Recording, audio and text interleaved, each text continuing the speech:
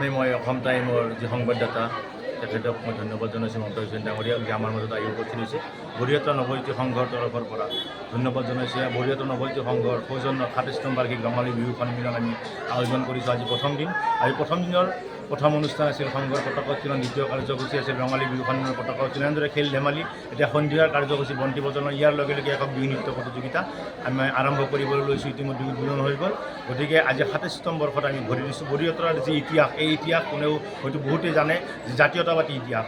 এই জাতীয়তাবাদক বৰিয়াতৰাত বহুত ডেকা যুৱকে এই জাতীয়বাদক সমৰ্থন জনাই এই বিহুখনত জন্ম দিছিল। আমাৰ পৰা হয়তো বহুত যুৱক হেৰাই গৈছে জাতীয়তাবাদীৰ নামত। তেখেতসকলক সুঁৱৰি এই বিহুখন আমি সদায় জীয়াই ৰাখিব লাগিব।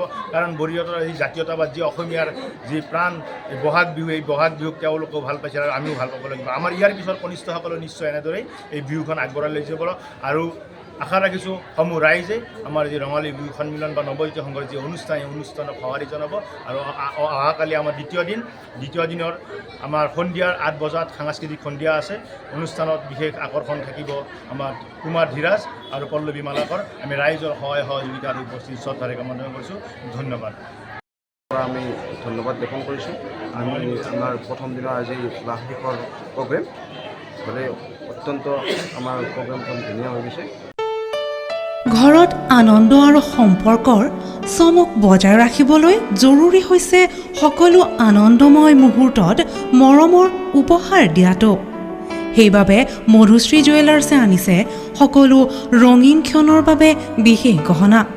হীৰাৰে হওক, সোণৰে হওক বা ৰূপৰে হওক, শ্ৰেষ্ঠ ডিজাইনছ আৰু হলমাৰ্কযুক্ত গহনাই ৰাখে সম্পৰ্কক নিখুঁত।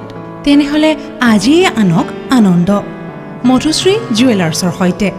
যোগাযোগ কৰক 7028000341 নাইবা ভিজিট কৰক LNB ৰোড, নলবাৰী, অসম।